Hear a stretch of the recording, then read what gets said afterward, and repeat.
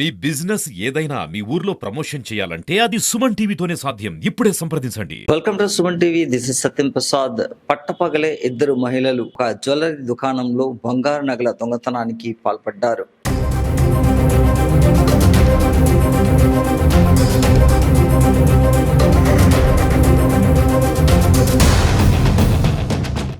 వివరాల్లోకి వెళ్తే చిత్తూరు జిల్లా పాలంనేరులోని ఓ జ్యువెలరీ దుకాణంలో ఇద్దరు మహిళలు బంగారు నగలను చూడడానికి వెళ్లారు. ఇదే నేపథ్యంలో ఎవరు చూడకుండా ఉన్న సమయంలో వారు బంగారు నగలను దొంగతనం చేశారు. కొంతసేపటికి తేరుకున్న బంగారు నగల దుకాణాల యజమాని ఆ ఇద్దరు మహిళలను నిలదీయగా తమకు ఏమీ తెలియదని, తాము బంగారు నగలు దొంగతనం చేయలేదని యజమానిని వారు నిలదీశారు. దీంతో యజమాని అక్కడే ఉన్న సీసీ కెమెరాలను పరిశీలించగా ఫుటేజ్లో వారు దొంగతనం చేసిన అసలు కథ బయటపడింది. వెంటనే బంగారు నగల దుకాణాల యజమాని పోలీసులకు సమాచారం ఇవ్వడంతో సంఘటనా స్థలానికి పోలీసులు చేరుకుని ఇద్దరు మహిళలను అదుపులోకి తీసుకొని వారు దొంగతనం చేసిన బంగారు నగలను యజమానికి అప్పజెప్పారు. పూర్తి వివరాలు పోలీసుల దర్యాప్తులో తెలియాల్సి ఉంది.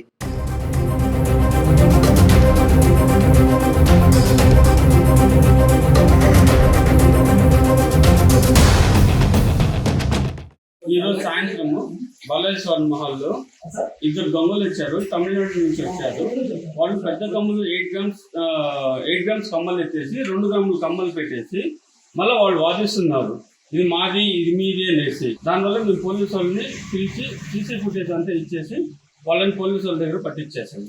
వాళ్ళు పెట్టిండే కమ్మలు ఇది కావాలంటే మీరే ఎత్తుకోండి, మమ్మల్ని వదిలేయండి, మమ్మల్ని క్షమించేయండి అని అడిగారు. తమిళనాడు నుంచి వచ్చిన వాళ్ళ వాయిస్ తమిళనాడు లాగా ఉండదు, రెండు ఆంధ్ర తమిళనాడు రెండు మిక్స్ ఉండదు, కన్నడ తమిళ రెండు మిక్స్ ఉండదు.